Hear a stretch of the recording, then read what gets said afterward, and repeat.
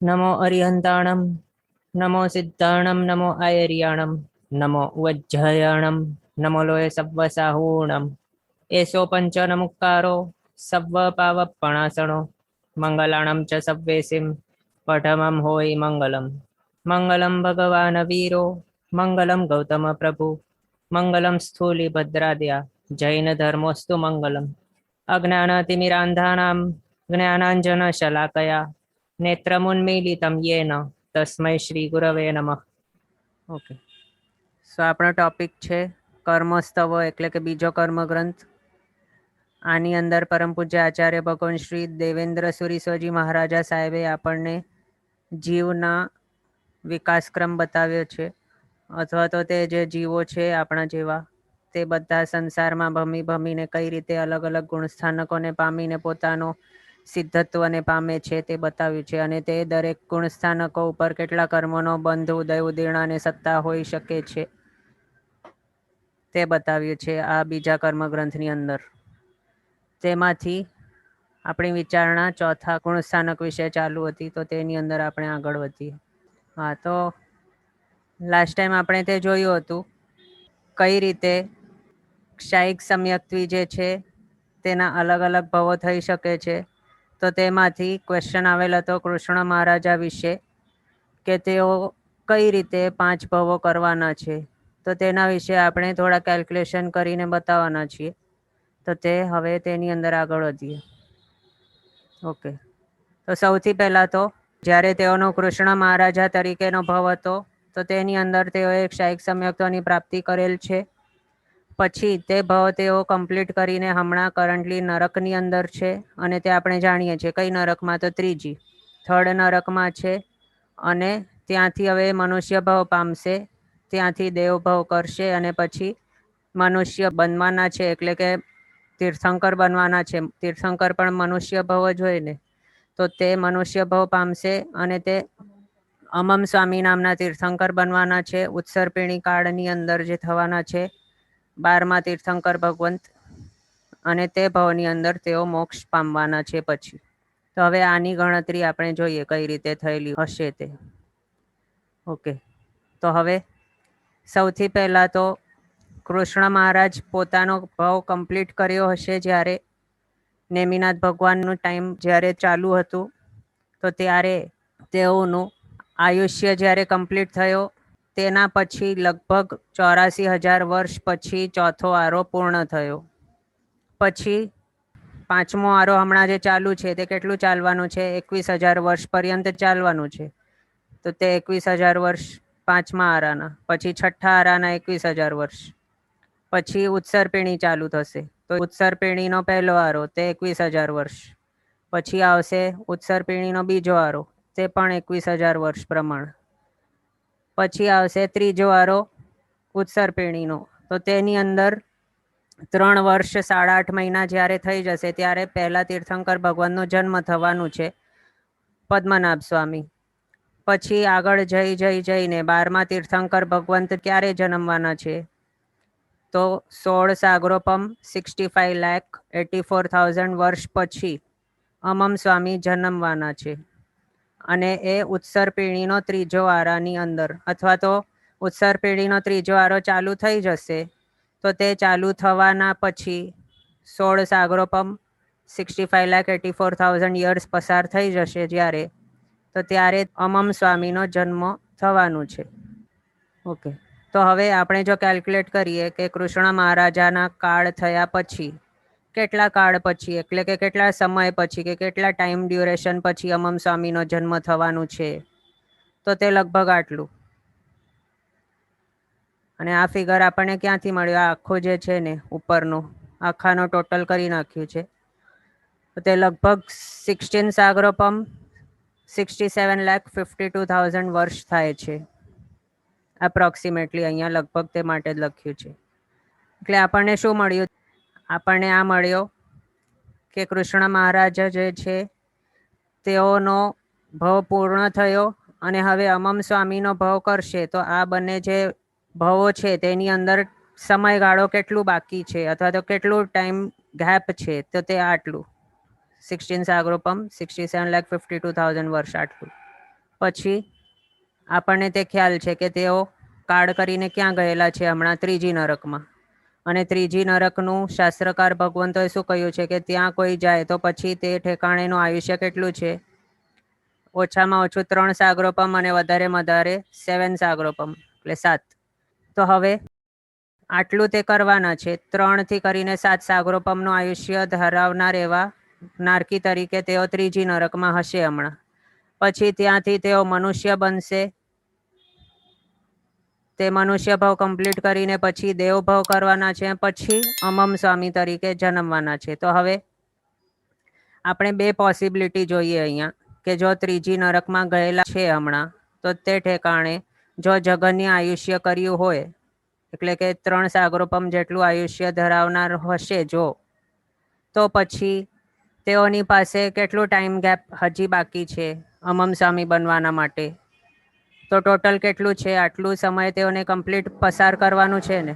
તો તેમાંથી 3 સાગરોપમ માઇનસ કરી દેવાનું. જો 3 સાગરોપમ વાળા આયુષ્યવાળા હમણાં હશે તો તે નરક ભાવ પછી તેઓ મનુષ્ય ભાવ કરવાના છે, સંખ્યાતા વર્ષવાળા. તેના પછી હવે શાસ્ત્રકાર ભગવંતોએ આપણને તે પણ કહ્યું છે કે જો કોઈ મનુષ્ય છે કે તિર્યન છે, તે જો સમ્યક્ત્વી છે અને તે સમ્યક્ત્વની હાજરીમાં જો તે નેક્સ્ટ ભાવનું આયુષ્ય બાંધે, તો મનુષ્ય અને તિર્યંશ કોનું આયુષ્ય બાંધે? તો દેવ ભાવનું. ક્ષયિક સમ્યક્ત્વ કેવું છે? એક વખત આવે તો પછી ક્યારે જાય જ નહીં. એટલે આના ઉપરથી આપણે શું કહી શકીએ કે જે આ મનુષ્ય તરીકેનો ભાવ છે તેમનું, તેની અંદર તેઓ નેક્સ્ટ ભાવનું આયુષ્ય બાંધશે. તો હવે કમ્પલસરી તેઓના આખા ભાવ પર્યંત તો અહીંયા સમ્યક્ત્વની હાજરી જ છે ને. એટલે હવે આના પછી તેઓનું ભાવ કયું થશે? આ મનુષ્ય પછીનું દેવ ભાવ જ થશે કમ્પલસરી. કારણ શાયિક સમ્યક્ત્વ જતું નથી અને સમ્યક્ત્વની હાજરીમાં દેવ આયુષ્ય બાંધે છે મનુષ્ય અને તિર્યંશ. એ જ રીતે સેમ અહીંયા નરકમાં જો કોઈ હોય નારકી અને દેવતા, તેઓ માટે પણ એવું છે કે સમ્યક્ત્વની જો હાજરી હોય તો પછી જે નારકી છે તે તિર્યંશ ભાવ નહીં કરે, તિર્યંશ આયુષ્ય નહીં બાંધે, પણ કયો આયુષ્ય બાંધે? મનુષ્ય આયુષ્ય બાંધે.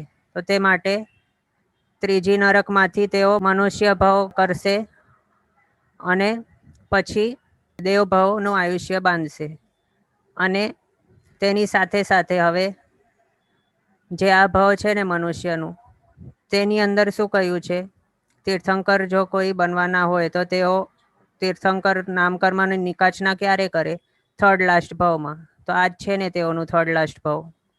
તો આ જે મનુષ્ય ભાવ છે તેની અંદર તેઓ હવે તીર્થંકર નામકર્મની નિકાચના કરવાના છે.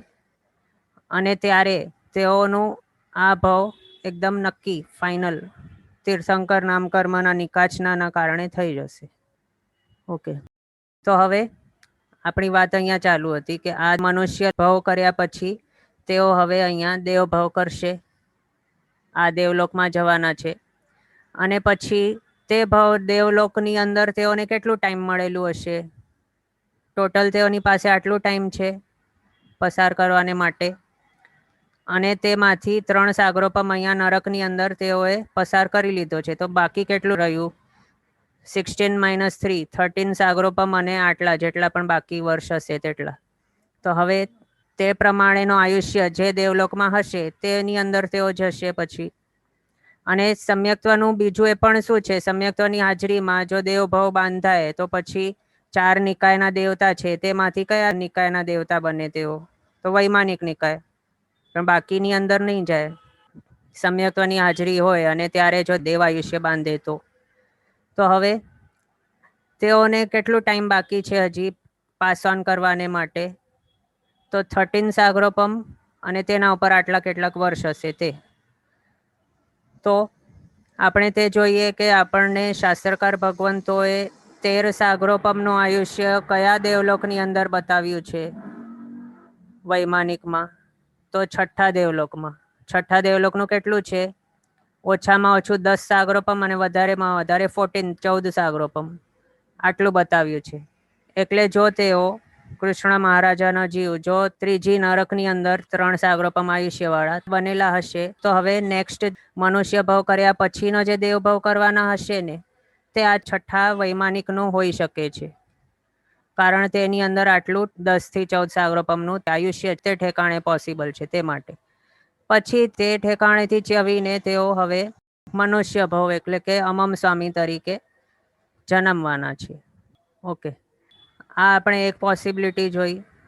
3 થી 7 સાગરોપમના વચમાં જો 3 સાગરોપમ વાળા નારકી પણ હમણાં હશે તો, અને જો 7 સાગરોપમ આયુષ્ય વાળા નારકી હશે તો પછી બીજો સિચ્યુએશન અહીંયા થઈ જાય છે. જો તેઓ 7 સાગરોપમ વાળા નારકી તરીકે ઉત્પન્ન થયા હશે તો પછી 7 સાગરોપમ 16 માંથી માઇનસ કરીએ તો કેટલું બચી જાય? 9 સાગરોપમ એપ્રોક્સિમેટ. ઉપરના આ વર્ષ છે તે હવે સાગરોપમની સામે આટલા લાખ વર્ષ તો કંઈ માન્ય રખાતા નથી, કારણ એક જ પલ્યોપમની અંદર અસંખ્ય વર્ષો આવી જાય છે. તે માટે તો અપ્રોક્સિમેટ 9 સાગરોપમ તેમની પાસે હજી ટાઈમ બાકી છે. તો તે કયા ઠેકાણે જઈ શકશે? તો તેમાં કહ્યું છે કે 5મો દેવલોક છે ને, બ્રહ્મ દેવલોક, તો તેનું આયુષ્ય શાસ્ત્રકાર ભગવંતોએ 7 થી 10 સાગરોપમનું કહ્યું છે. તો તેની અંદર તેઓ જઈ શકે છે અને તે ઠેકાણે આટલો ટાઈમ પછી પસાર કરી લે અને પછી મનુષ્ય પણ અનુભવ કરવાના છે અમમ સ્વામી તરીકે. પણ હવે જો સમજો, આ રીતે જો 5 ભાવ નહીં કર્યા અને જો ડાયરેક્ટ 3 જ ભાવ કરવાના છે એવું આપણે જો એઝ્યુમ કરીએ, 3 ભાવ તો નથી કરવાના પણ હમણાં આપણે એઝમ્પશન કરીએ છીએ અને તે પ્રૂવ કરીશું કે શા માટે 3 ભાવ નથી કરવાના. તો તે શા માટે નથી કરવાના તે જોઈએ. તો હમણાં તે ભૂલી જાઓ કે આ ત્રીજી નરકમાં હમણાં ગયેલા છે, તે હમણાં માટે ભૂલી જાઓ. આપણે એઝમ્પશન હવે ચાલુ થયું છે. તો એઝ્યુમ કરો કે તેઓ કૃષ્ણ મહારાજાનો ભાવ કમ્પ્લીટ કર્યો છે અને બીજું આપણને તે ખ્યાલ છે કે હવે તેઓનો જીવ અમમ સ્વામી બનવાનું છે અને આપણને તે ખ્યાલ છે કે તે નરકમાં ગયેલા છે. તો હવે નરકમાં જો તે ગયેલા હોય અને તેઓને આટલું ટાઈમ પસાર કરવાનું હોય ત્યાં, કારણ આપણે આગળ જોયું કે કૃષ્ણ મહારાજાનો ભાવ કમ્પ્લીટ કરીને અમમ સ્વામીના ભાવમાં આવવાનો વચનો જે સમયગાળો આટલું છે, તો આટલું ટાઈમ ક્યાં પસાર કરશે? અને જો 3 જ ભાવ કરવાના હોય અને તે પણ નરકની અંદર ગયેલા છે, તો પછી કઈ નરકમાં આટલો ટાઈમ પસાર કરી શકે? તો તેમાં તો આપણને આ એઝમ્પશન પ્રમાણે તે વિચારવું પડે કે કઈ નરકની અંદર આટલું આયુષ્ય મળી શકે છે જો 3 જ ભાવ કરવા હોય તો. તો તે માટે કહ્યું છે કે 5મી નરક જે છે ને તેની અંદર પછી જવું પડે અને તેની અંદર કેટલું છે? 10 થી 17 સાગરોપમનું આયુષ્ય છે. તે આ જ રેન્જની અંદર આવે છે ને આ સમયગાળો. તો આ એઝમ્પશનના હિસાબે જો 3 ભાવ તેઓને કરવા હોય તો પછી 5મી નરકમાં ગયેલા હોવા જોઈએ હમણાં, કે જે ઠેકાણે આટલું આયુષ્ય છે. તો હવે તે આપણે એક વખત વિચારી લઈએ કે હા ભલે તેઓ ગયેલા હશે 5મી નરકમાં. ગયેલા નથી તો પણ હમણાં વિચારો આમ કે જો ગયેલા હશે તો પછી શું થઈ શકે છે અહીંયા? 5મી નરકને માટે કહ્યું છે કે જે જીવ 5મી નરકમાં છે તો તે તીર્થંકર નામકર્મનો બંધ કરતો નથી. તીર્થંકર નામકર્મનો બંધ માત્ર પહેલી 3 નરક સુધી જ પોસિબલ છે. પણ આગળ જે 4થી વગેરે નરકીઓ છે, 4થી થી 7મી, તેની અંદર તીર્થંકર નામકર્મનો બંધ પોસિબલ જ નથી. અને બીજું એ પણ કહ્યું છે કે તીર્થંકર નામકર્મની નિકાચના એક વખત થઈ જાય તો પછી કન્ટિન્યુઅસ તીર્થંકર નામકર્મનો બંધ ચાલુ જ હોય તે આત્માનો, જ્યાર સુધી તે પછી તીર્થંકર ભાવમાં આવી ન જાય અને તે ઉદયમાં નહીં આવી જાય ત્યાર સુધી આખો તેમનું આખું તીર્થંકર નામકર્મનું બંધ ચાલુ જ હોય, ચાલુ જ હોય, ચાલુ જ હોય, નિકાચના કર્યા પછી અથવા તો બંધ થયા પછી.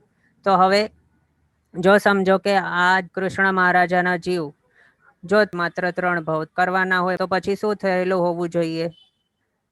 કૃષ્ણ મહારાજાની ભાવની અંદર જ તેઓ તીર્થંકર નામકર્મનો નિકાચના કરેલું હોવું જોઈએ અને પછી તે નિકાચના કર્યા પછી 5મી નરકમાં ગયેલા હોવા જોઈએ. પણ હવે 5મી નરકમાં તો તીર્થંકર નામકર્મનો બંધ જ નથી કયો. તો હવે તે ઠેકાણેથી નીકળીને તીર્થંકર કઈ રીતે બની શકે? નહીં બને. માત્ર પહેલી 3 નરકમાંથી નીકળેલા જીવ જ તીર્થંકર બની શકે છે નેક્સ્ટ ભાવમાં, કન્ઝિક્યુટિવ જે તરતનો નેક્સ્ટ ભાવનો હોય છે તેમાં. તો આ એઝમ્પશનના ઉપરથી આપણને તે ખ્યાલમાં આવે છે કે જે એઝ્યુમ કર્યું 3 ભાવનો કે આ રીતે હોવું જોઈએ, હોવું જોઈએ, હોવું જોઈએ, આટલો ટાઈમ પસાર કરવા માટે આટલું તેઓનું આયુષ્ય હોવું જોઈએ નરકની અંદર, અને આટલું આયુષ્ય 5મી નરકમાં જોઈએ તો તે ઠેકાણે ગયેલા હોવા જોઈએ, પણ 5મી નરકમાં તીર્થંકર નામ કરવાનું બંધ જ નથી, એટલે તે હવે પોસિબલ જ નથી. તે માટે તે ઠેકાણે તેઓ ગયેલા નથી. અને બીજું, આપણને આપણા શાસ્ત્રકાર ભગવંતોએ તે પણ બતાવી દીધું છે કે હમણાં કૃષ્ણ મહારાજ 3જી નરકમાં છે તે. એટલે આના હિસાબે હવે આપણને તે ફિક્સ ખ્યાલમાં આવી જાય સારી રીતે કે જે કૃષ્ણ મહારાજા છે તેઓ 3જી નરકમાં ગયેલા છે. પછી તે ઠેકાણે માત્ર 3 થી 7 સાગરોપમનો જ આયુષ્ય પોસિબલ છે, તેથી વધારે નથી. ત્યાંથી નીકળીને તેઓ મનુષ્ય ભાવ કરવાના છે. ત્યાંથી નીકળીને પછી તેઓ દેવભાવ કરવાના છે. 5મા કે 6ઠ્ઠા દેવલોકમાં જવાના હશે, આપણા અહીંયા જે 2 સિચ્યુએશન બતાવી તે પ્રમાણે અપ્રોક્સિમેટલી. પછી ત્યાંથી હવે તેઓ અમમ સ્વામી તરીકે જન્મવાના છે. આ રીતે કૃષ્ણ મહારાજાના 5 ભાવ આપણે બતાવ્યા કે કઈ રીતે હોય છે. આપને એ પણ ડાઉટ આવતું હશે કે આ 16 સાગરોપમને આટલા વર્ષ આપણે ક્યાંથી લઈ આવ્યા? તો તેમાં એમ સમજવું કે ઉત્સર્પિણી અવસર્પિણી જે કાળ છે તે બંને મિરર ઇમેજ તરીકે છે. અને તેમાં એમ કહ્યું છે કે જે 24મા તીર્થંકર ભગવંત છે અવસર્પિણીના, તેઓ 3 વર્ષ 8.5 મહિના જ્યારે બાકી હોય 5મા આરાને પૂર્ણ થવાને માટે, ત્યારે તેઓનું નિર્વાણ થાય. અને ઉત્સર્પિણીના જ્યારે 3જો આરો સ્ટાર્ટ થાય તેના પછી 3 વર્ષ 8.5 મહિના પસાર થઈ જાય ત્યારે પહેલા તીર્થંકર ભગવાનનો જન્મ થાય છે. તો હવે તેના હિસાબે જે અવસર્પિણી કાળની અંદર 13મા ભગવાન હતા ને, વિમલનાથ ભગવાન, તો તે વિમલનાથ ભગવાનનું જ્યારે નિર્વાણ થયેલો હતો તે ટાઈમ કોઇન્સાઇડ કોના સાથે થાય છે? 13મા વિમલનાથ ભગવાનનો નિર્વાણ કાળ. તે ટાઈમ 12મા તીર્થંકર ભગવંત એવા અમમ સ્વામી છે તેમના જન્મના ટાઈમ સાથે કોઇન્સાઇડ થાય છે. તો આ જે ટાઈમ ગાળો આપણે આ કાઉન્ટ કર્યું છે તે શું છે? 13મા વિમલનાથ ભગવાન જે હતા આપણા, તેઓનું નિર્વાણ 5મા આરાને કમ્પ્લીટ થવાને માટે આટલો ટાઈમ બાકી હતો. 16 સાગરોપમ 65,84,000 વર્ષ, ત્યારે તેઓનો નિર્વાણ થયેલો હતો. એના ઉપરથી આ ટાઈમ ડ્યુરેશન આપણને મળેલું છે તે સમજવું.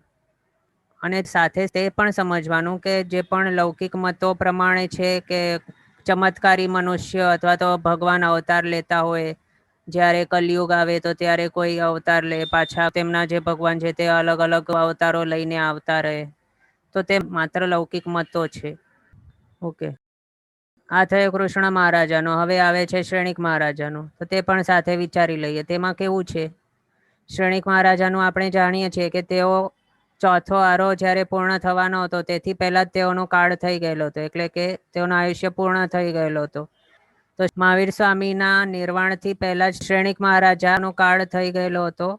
અને તે ઠેકાણેથી તેઓ પહેલી નરકની અંદર ગયેલા છે તે આપણે સાંભળ્યું છે. તો તે પણ કઈ રીતે, તે આ કેલ્ક્યુલેશન દ્વારા આપણે જોઈ લઈએ કે તેઓનો 3 ભાવ જ શા માટે આપણે કહીએ છીએ. તે પણ શાયિક સમ્યક્તિ હતા ને શ્રેણિક મહારાજા. તો હવે આની અંદર કેવું છે, 4થો આરો પૂર્ણ થવાનું હતું ત્યારે તેઓનો કાળ થયો. પછી 5મો આરો, તેનું કાળ કેટલું છે? 21,000 વર્ષ. 6ઠ્ઠા આરાનો 21,000 વર્ષ, એ બંને અવસર્પિણી વાળા.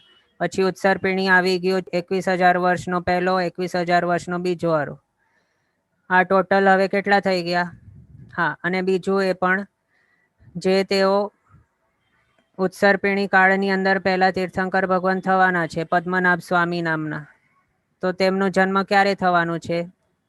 ઉત્સર્પિણી કાળનો 3જો આરો સ્ટાર્ટ થશે, તો તે સ્ટાર્ટ થયા પછી 3 વર્ષ 8.5 મહિના પસાર થઈ જશે ત્યારે તેઓનું જન્મ થવાનું છે. તો આના હિસાબે આપણે કેલ્ક્યુલેટ કરીએ કે શ્રેણિક મહારાજાના કાળ થયા બાદ કેટલા કાળ પછી પદ્મનાભ સ્વામીનો જન્મ થશે. તો આ આખો એ ઉપરનું બધું એડ કરી લેવાનું. આ આખું આપણે એડ કરી લેશું તો આપણે શું મળશે? લગભગ 84,000 વર્ષ, તેની આસપાસના વર્ષો જેટલું સમયગાળો કે ગેપ મળેલું છે, કે જે ગેપ પછી તેઓ તીર્થંકર પણ અનુભવ કરવાના છે. અને આપણને તે ખ્યાલ છે કે તેઓ નરકની અંદર ગયેલા છે. તો હવે કઈ નરક તેઓને મળી શકે, તો તે પણ આપણે જોઈ લઈએ. આપણને શું કહ્યું છે શાસ્ત્રકાર ભગવંતોએ, કે જે પહેલી નરક છે ને, તો તે નરકની અંદર ઓછામાં ઓછું આયુષ્ય 10,000 વર્ષ અને વધારેમાં વધારે કેટલું છે, એક સાગરોપમનું આયુષ્ય કયું છે. તો અહીંયા શ્રેણિક મહારાજાના જીવને કેટલું ટાઈમ ડ્યુરેશન મળ્યું છે, 84,000 વર્ષની આસપાસ મળેલું છે. અને પહેલી નરકનું જગન્ય ઉત્કૃષ્ટ કેટલું કહ્યું, 10,000 વર્ષ ઓછામાં ઓછું અને એક સાગરોપમ વધારેમાં વધારે. તો હવે તેઓ આજ પહેલી નરકમાં જ ગયેલા હશે, તે જ અહીંયા આપણને વેરીફાય થઈ ગયો અથવા તો પ્રૂવ થઈ ગયું. અને બીજી જે નરક છે તેની અંદર એક સાગરોપમ ઓછામાં ઓછું આયુષ્ય છે અને 3 સાગરોપમ વધારેમાં વધારે, એટલે તેની અંદર તો નહીં જ ગયેલા હોય, કારણ તેમની પાસે માત્ર 84,000 વર્ષ જ બાકી છે વચમાં ટાઈમ પસાર કરવાને માટે. ઓકે, આ રીતે આપણે શ્રેણિક મહારાજાને વિશે જોયું. એટલે આ જોયા પાછળ આપણે શું જોયું કે શ્રેણિક મહારાજા છે તેઓ 3 ભવ જ કરવાના છે, અને જે કૃષ્ણ મહારાજા છે તેઓ 5 ભવ કઈ રીતે કરવાના છે તે આપણે જોયું. હવે નેક્સ્ટ ક્વેશ્ચન છે કે યુગલિક કેટલામાં ગુણસ્થાનકે હોઈ શકે. તો યુગલિકો માટે એમ કહ્યું છે કે મેક્સિમમ જો તેઓ ગુણસ્થાનકે હોઈ શકે તો 4થી વધારે નહીં હોય. મિથ્યાત્વી પણ એ હોઈ શકે અને વધારેમાં વધારે 4થા ગુણસ્થાનક વર્તી હોઈ શકે, કારણ આપણે જોયું ને ક્ષાયિક સમ્યક્ત્વ વાળો જે આત્મા છે તે યુગલિકપણાનું પણ ભાવ પામી શકે છે આમાં, તે માટે તે સમજવું. એટલે 4થા સુધી જ હોઈ શકે, પણ ઉપરવાળા 5મા વગેરે નહીં હોય યુગલિકો માટે. પછી ક્વેશ્ચન છે કે ક્ષાયોપશમિક સમ્યક્ત્વની હાજરીમાં તિર્યંચ ગતિનું આયુષ્ય બંધાય. તો કોઈ પણ સમ્યક્ત્વ હોય ને, ભલે તે ક્ષાયિક હોય, ઉપશમ હોય, ક્ષાયોપશમિક કોઈ પણ હોય સંકિત, તો તે સમ્યક્ત્વની હાજરીની અંદર કોઈ પણ ગતિના જીવનો જો આયુષ્ય કર્મનો બંધ થાય તો તે ક્યારે પણ તિર્યંચ ગતિનું નહીં હોય. એટલે કે 4 ગતિના જીવમાંથી કોઈ પણ જીવ લો કે જે હમણાં કરન્ટલી સમ્યક્ત્વી છે, તે જો આયુષ્ય બાંધે સમ્યક્ત્વની હાજરીમાં તો તે તિર્યંચ ગતિનું નહીં હોય. હા, તો આ 4 ગતિઓ છે. તો તેમાંથી જો મનુષ્ય છે તે ક્ષાયોપશમિક સમ્યક્ત્વી છે, અને તે જો હમણાં નેક્સ્ટ ભાવનું આયુષ્ય બાંધે છે તો તે કયો બાંધશે, તો દેવ ભાવનું જ બાંધશે, દેવપણાનું આયુષ્ય બાંધશે. પછી કોઈ જો તિર્યંચ છે તે હમણાં સમ્યક્ત્વી છે, ભલે ક્ષાયોપશમિક પણ હોય સમ્યક્ત્વ, તો તે તિર્યંચ છે તે દેવપણાનું આયુષ્ય બાંધશે. પછી કોઈ દેવ છે તો તે સમ્યક્ત્વની હાજરીમાં મનુષ્યનું આયુષ્ય બાંધશે.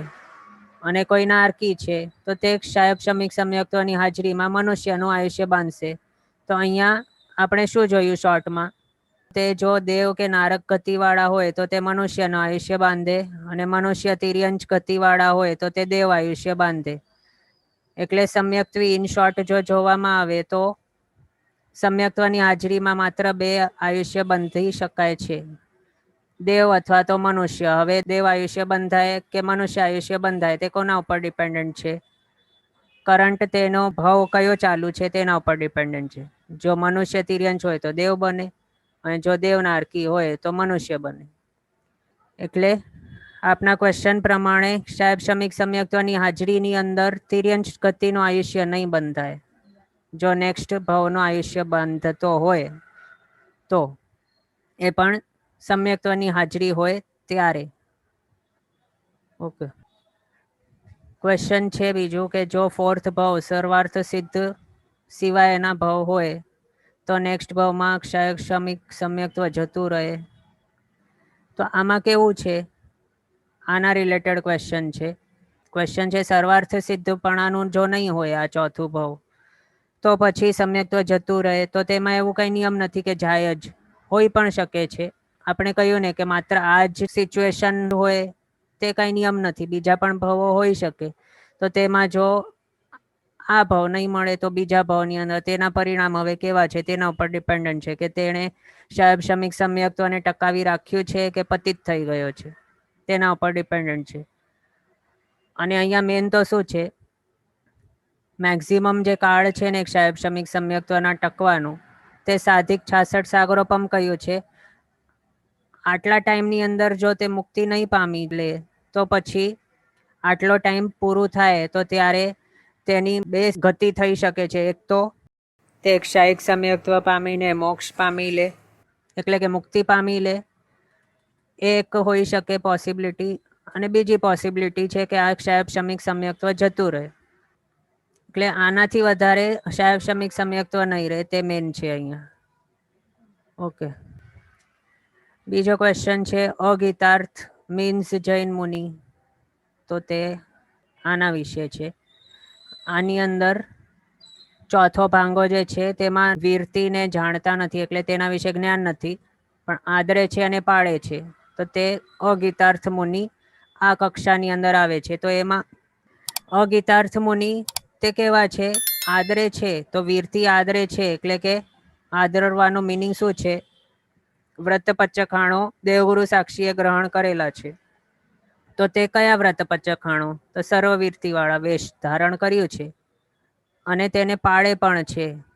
પણ વીરતી ધર્મને વિશે તેઓ જાણતા નથી, તે માટે અહીંયા તેઓને મિથ્યા દૃષ્ટિ કહ્યું છે.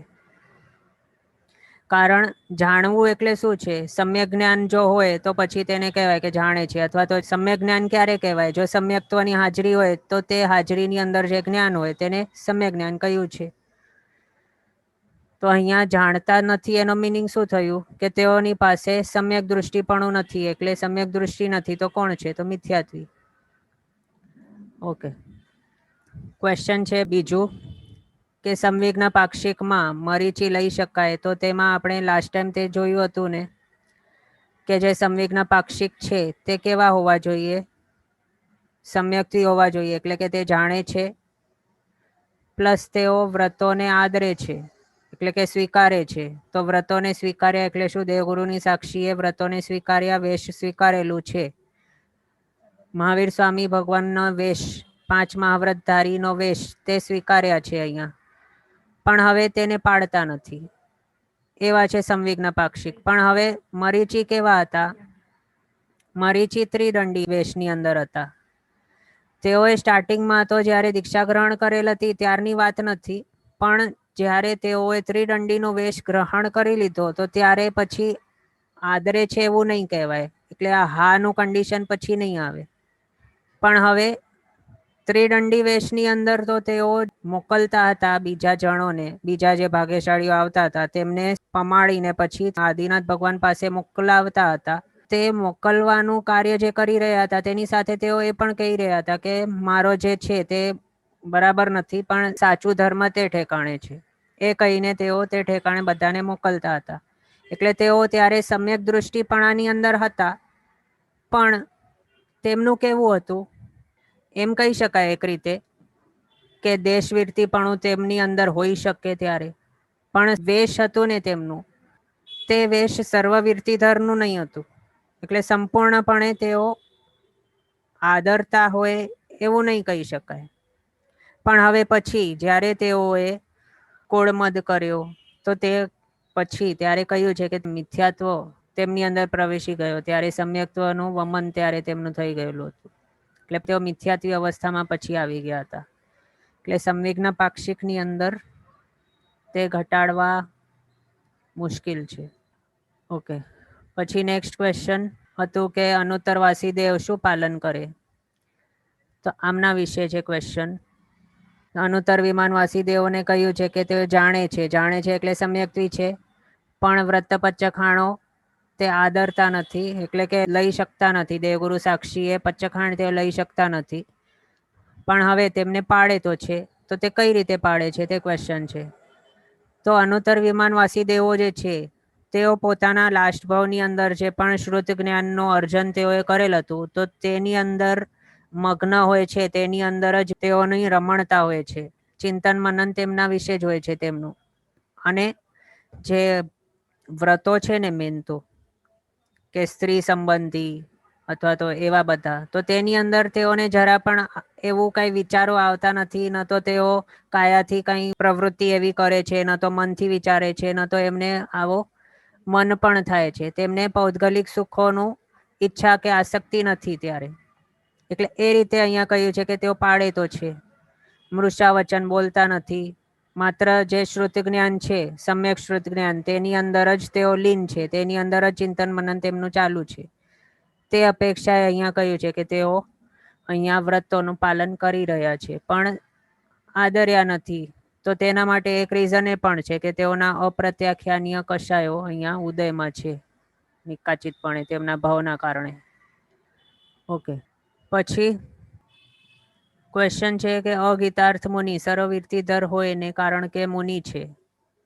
તો સર્વવીર્તિધર તો હોઈ શકે, અગીતાર્થ મુનિ કેવા છે? તેમને કહ્યું છે કે તેઓ આદરે છે વ્રતોને અને પાળે પણ છે પણ તેમના વિશે જાણતા નથી. તો અહીંયા સર્વવીર્તિધર નથી એવું આપણે નથી કહેતા. તેઓએ દ્રવ્યથી સર્વવીર્તિ તો સ્વીકારી છે પણ તેના વિશે તેઓને પાસે જ્ઞાન નથી, એટલે છઠ્ઠો વગેરે આગળના ગુણસ્થાનક તેમને હોતા નથી. ત્યારે જે અગીતાર્થ મુનિ છે તેમના માટે આ કહ્યું છે.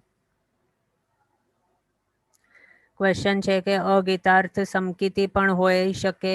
આ સ્લાઇડમાં એવું લાગે છે કે તે હંમેશા મિથ્યાત્વી હોય. અગીતાર્થને સમ્યક દર્શન હોય પણ ડીપ શાસ્ત્ર જ્ઞાન ન હોય તો સમકિત હોઈ શકે. તો એમાં આ જે સ્લાઇડ છે ને તેની અંદર આપણે શું બતાવ્યું છે અહીંયા કે તેઓ આદરેલા નથી પણ પાળે છે વ્રતો, પણ તેના વિશે જાણતા નથી. પણ હવે જો તેઓ તેમના વિશે જાણતા જ નથી કે તેઓ શા માટે આ બધું કરે છે, તાત્વિક સમજણ તેમની પાસે નથી, તો પછી તેને સાચું સમ્યક્ત્વ નહીં કહેવાય. અને સમ્યક જ્ઞાન જ નહીં હોય તો પછી સમકિત કઈ રીતે કહેવાય? સમજણ જ નથી તેઓની પાસે, તો સમજણ નહીં હોય તો તે સમજણ વિનાનો જે જ્ઞાન છે તેને સમ્યક જ્ઞાન કઈ રીતે કહી શકાય? અને સમ્યક દર્શન સમ્યક જ્ઞાન બંને કેવા છે? બંને ભેગા હોય યુગલિકની જેમ. સમ્યક દર્શન હોય તો સમ્યક જ્ઞાન હોય, સમ્યક જ્ઞાન હોય તો સમ્યક દર્શન હોય. તો અહીંયા સમ્યક જ્ઞાન જ નથી કહ્યું, તેમને જાણકારી જ નથી એમના વિશે, માત્ર આદરે છે અને પાળે છે બસ. આદરે છે એટલે સ્વીકારેલ છે વેશ કે જે પણ વ્રત છે તે, પણ તેના વિશે જાણકારી નથી, કંઈ તાત્વિક સમજ જ નથી. આગળ પ્રગટી શકે છે, તેમાં કોઈ એવું બાધ નથી કે નહીં જ થાય, આગળ જઈને જ્ઞાન નહીં થાય એવું કંઈ જરૂરી નથી. પણ કરંટ સિચ્યુએશન જ્યારે તેઓ જાણતા નથી ત્યારની આ વાત છે. ઓકે, ક્વેશ્ચન છે કે અગીતાર્થને સમ્યક દર્શન હોય પણ ડીપ શાસ્ત્ર જ્ઞાન ન હોય તો સમ્યકથી હોઈ શકે. તો જો તેઓની પાસે સમ્યક દર્શન હોય તો સમ્યક દર્શન કેવું કહ્યું છે? તે વિવેકપણું લાવે આત્માની અંદર. તો જો વિવેકીપણું હોય તો તે વિવેકીપણું કેવું છે કે આગળ આત્માના જે પણ જ્ઞાન છે તેને સમ્યક જ્ઞાન તરીકે તે પલટાવી શકે છે, એવું વિવેક કહ્યું છે આ સમ્યક્ત્વને. તો ત્યારે પછી વિવેક દૃષ્ટિ જ્યારે આવી જાય એટલે સમ્યક દૃષ્ટિ પણ આવી જાય, પછી એ નહીં કહેવાય કે તે નથી જાણતા. પણ અહીંયા ટેબલની અંદર કહ્યું છે કે નથી જાણતા. તો જ્યારે તેઓ જાણતા નથી ત્યારની અવસ્થા તેઓની કેવી છે? તે મિથ્યા દૃષ્ટિ અવસ્થા છે. ક્વેશ્ચન છે કે મનુષ્ય પછી, દેવ પછી મનુષ્ય એવા કેટલા ભાવ કરી શકે? તો એમાં કેવું છે, મનુષ્ય દેવ એમાં કોઈ આવો નિયમ નથી, પણ એમ કેવું છે કે ત્રસપણું જે છે ને, ત્રસપણું આમ કહ્યું છે કે મેક્સિમમ વધારેમાં વધારે મળી શકે તો તે 2000 સાગરોપમ માટે ત્રસપણું મળી શકે છે, પણ તેનાથી વધારે નહીં મળે. અને પંચેન્દ્રિયપણું તેના માટે પણ આવું કહ્યું છે કે માત્ર 1000 સાગરોપમ સુધી પંચેન્દ્રિયપણું મળી શકે કન્ઝિક્યુટિવલી. અને જો તેટલા ટાઈમની અંદર તેઓ મુક્તિ નહીં પામી લે તો પછી પંચેન્દ્રિયપણું ગુમાવવું પડે. અને પછી 2000 સાગરોપમ સુધી જો તેઓ ત્રસપણામાં ભવો કર્યા કરે અને તે 2000 સાગરોપમની અંદર જ જો તેઓનો મોક્ષ નહીં થાય, મુક્તિ નહીં થાય, તો પછી સ્થાવરમાં જવું પડે. એવું છે, કન્ઝિક્યુટિવ એવા ભવો છે. અને તેમાં નેમિનાથ ભગવાન છે તેમનું આપણે જાણીએ છીએ કે 9 ભાવ લગભગ તેઓ ઓલ્ટરનેટ કરેલા હતા, દેવ મનુષ્ય આ રીતે. આદિનાથ ભગવાનના 13 ભાવ. ઓકે, ક્વેશ્ચન છે ક્ષયબ શમિક સમકિત હોય તો નરકનું આયુષ્ય નહીં બંધાય. તો જ્યારે સમ્યક્ત્વની હાજરી હોય, ભલે ક્ષયબ શમિક સમ્યક્ત્વ હોય, તેની હાજરીની અંદર જો નેક્સ્ટ ભાવનું આયુષ્ય બાંધતો હોય મનુષ્ય, તે હવે નેક્સ્ટ ભાવ નરકનું નહીં બાંધે.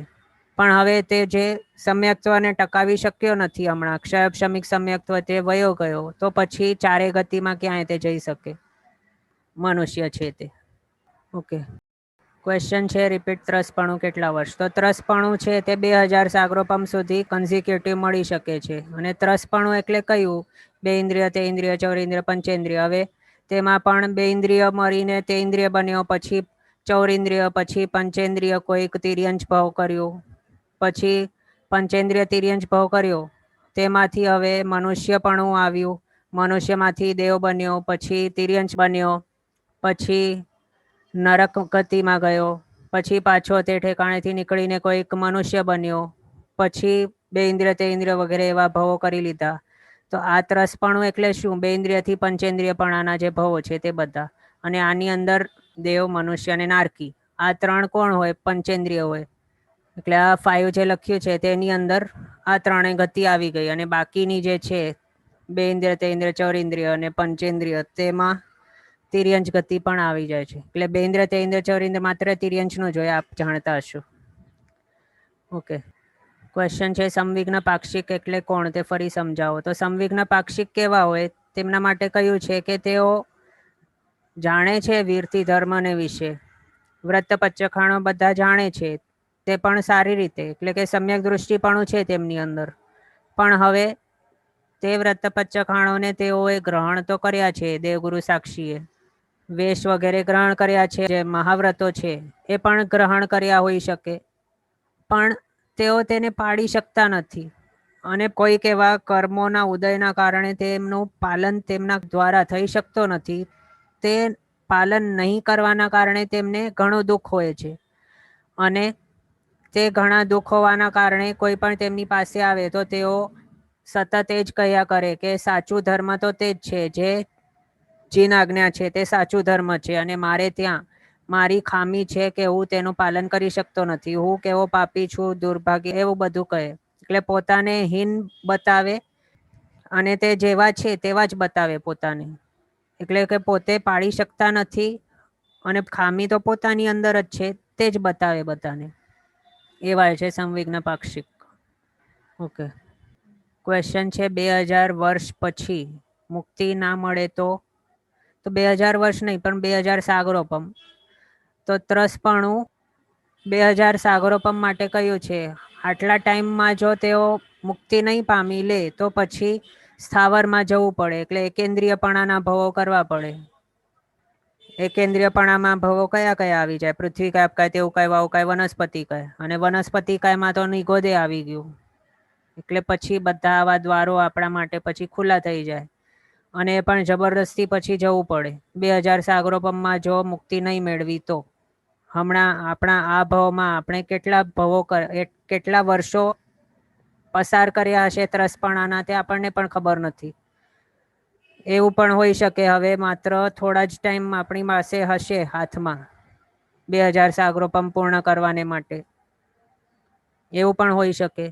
આપણે જ્ઞાની નથી એટલે કહી શકીએ નહીં કે આપણી પાસે કેટલો ટાઈમ છે મુક્તિ પામવાને માટે, અથવા તો આ 2000 સાગરોપમ કે 1000 સાગરોપમને પૂર્ણ કરવાને માટે.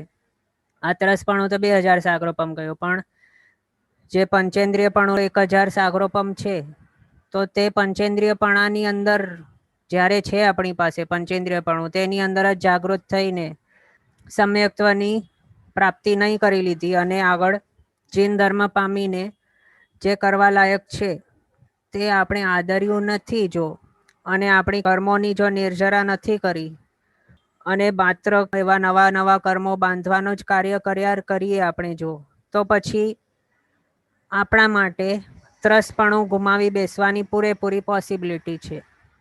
એટલે આપણે તે પણ જાણતા નથી. અને પંચેન્દ્રિયપણું પણ પછી જઈ શકે. અને સમ્યક્ત્વ કેવું છે? સમ્યક્ત્વ ક્યારે આવી શકે કોઈક જીવને? કયા ભાવની અંદર આવી શકે? તો સંઘની પંચેન્દ્રિય પર્યાપ્તા ભાવની અંદર. પણ એકેન્દ્રિયથી ચૌરેન્દ્રિયના જે ભાવો છે તે, અને અસંઘની પંચેન્દ્રિયનો ભાવ, તેની અંદર સમ્યક્ત્વ મળી શકે નહીં. અને સમ્યક્ત્વની જ્યારે હાજરી નહીં હતી આપણી આ ભાવમાં, ત્યારે આપણે જો નેક્સ્ટ ભાવનો આયુષ્ય બે ઇન્દ્રિય કે બીજા કોઈ વિકલેન્દ્રિય કે એકેન્દ્રિયનો ભાવ આપણે જો બાંધી લીધો હમણાં, અને પછી જો સમ્યક્ત્વ આવી ગયું, અને જો આપણો આ ભાવ પછી કમ્પ્લીટ થયો અને તે ઠેકાણે આપણે ગયા એકેન્દ્રિયથી ચૌરેન્દ્રિય વાળા ભાવોની અંદર, તો તે સમ્યક્ત્વ જતો રહે. પછી તે ઠેકાણે સમ્યક્ત્વની હાજરી પછી રહેતી નથી, પણ ક્યાં હોય છે? માત્ર અહીંયા સંઘની પંચેન્દ્રિય પર્યાપ્તતાના ભાવોમાં. એટલે આપણને સચેત રહેવું, જાગૃત રહેવું અને હંમેશા જીનાજ્ઞાપૂર્વકની જ જીવન જીવવાનું. ક્વેશ્ચન છે કે વ્રત લે એટલે સમકિતિ કહેવાય? તો ના, એ જરૂરી નથી કે વ્રત લે એટલે સમ્યક્ત્વી હોય જ એવું જરૂરી નથી. કારણ અહીંયા જો વ્રત તો આ પણ લે છે, પણ આ કેવા છે? ત્રીજા ચોથા વાળા, તે મિથ્યા દૃષ્ટિ છે. અને સમ્યક્ત્વી છે કે નહીં કોના ઉપર ડિપેન્ડન્ટ છે? જાણે છે કે નથી જાણતા, તેના ઉપર ડિપેન્ડન્ટ છે કે તે સમ્યક્ત્વી છે કે નહીં. તે અહીંયા એક રિક્વેસ્ટ છે કે 16 સાગરોપમ 65,84,000 નું કેલ્ક્યુલેશન સમજાવવા. હા, તો આની અંદર આનું કેલ્ક્યુલેશનનું રિક્વેસ્ટ છે. હા, તો આમાં કેવું છે, પહેલાં તો મેન એ વસ્તુ છે કે ઉત્સર્પિણી અને અવસર્પિણી બંને કેવા છે? મિરર ઇમેજ જેવા છે.